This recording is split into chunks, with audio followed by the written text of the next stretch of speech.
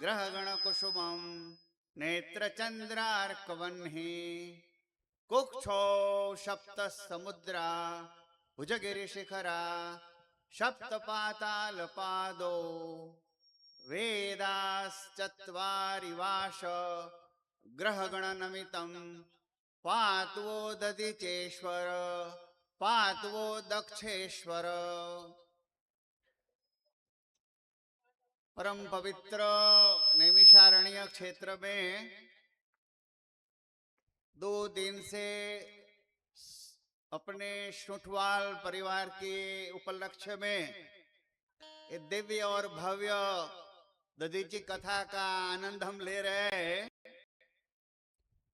हमारे पंडित शास्त्री जी कृष्ण गोपाल जी महाराज ने कल प्रथम दिन में जो कथा का रस, कथानक और कथा वस्तु भगवान दधीची नारायण की बताई, वो मैं बताने जा रहा हूं।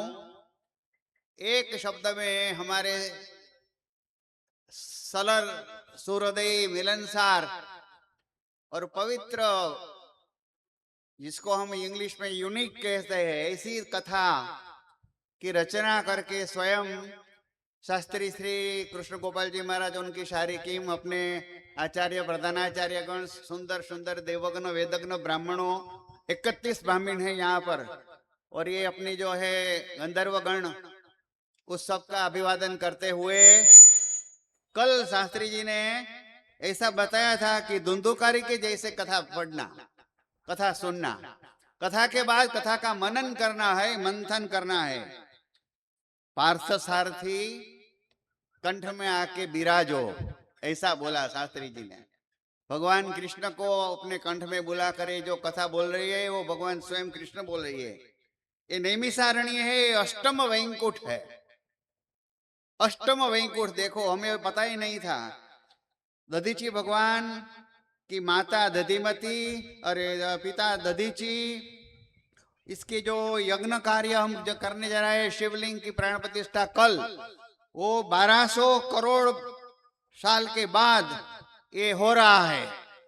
इसके पहले 1200 करोड़ साल के पहले दधीची भगवान का प्रादुर्भाव हुआ था, प्रागट्य हुआ था।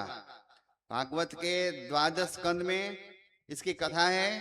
27 बार प्रलय हुआ पृथ्वी पर, और कलयुग के चौथे करण में मार्कंडेय ऋषि जो अमर है हिमालय में, उसकी वटवृक्ष का श्लोक बताकर, करारविंदे न पदारविंदम मुखारविंदे विनिवेशयंत्रम वटस्य पत्रस्य पुटेशयानम बालम मुकुंदम मनसा स्मरामि।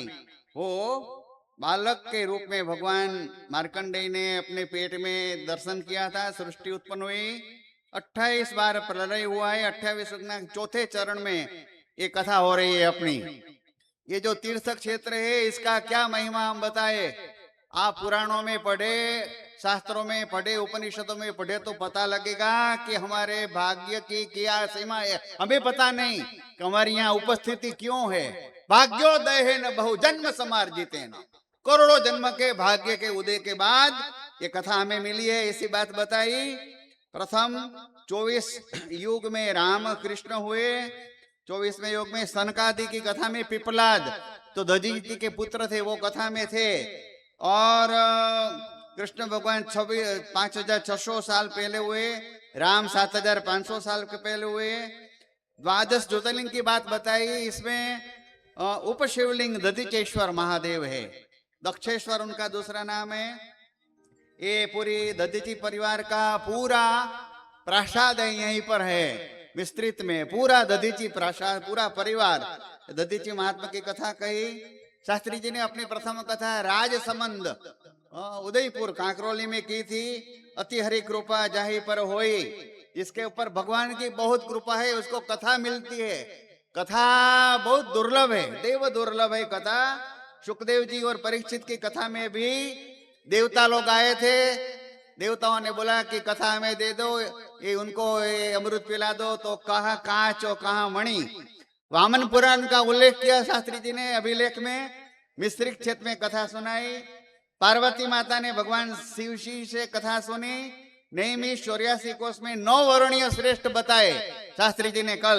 इसमें सौथी श्रेष्ठ है तपोवन अरण्य नैमिषारण्य, कामवन दूसरा, तीसरा मुक्तिवन बद्रीनारायण। इंद्रादि देवताओं स्वर्ग का सुख छोड़ के यहाँ मृत्युलोक में कथा सुनने आते हैं, ऐसा हमारा ये नैमिष का भाग्य है।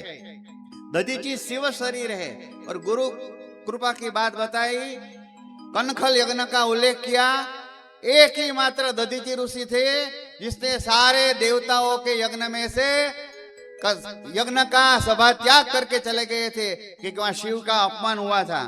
फिर शास्त्री जी ने बताया कि दधीची वन में कहीं पर जाओ, गंगा में जाओ तो 12 किलोमीटर के पहले संस्मरण चालू करो, काशी में जाओ तो 6 किलोमीटर के पहले स्मरण शुरू करो, कुरुक्षेत्र में जाओ तो 3 किलोमीटर के पहले कथा स्मरण चालू करो।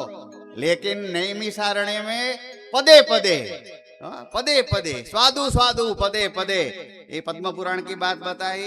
नैमिष क्षेत्र में राम जी ने अश्वमेघ यज्ञ किया था।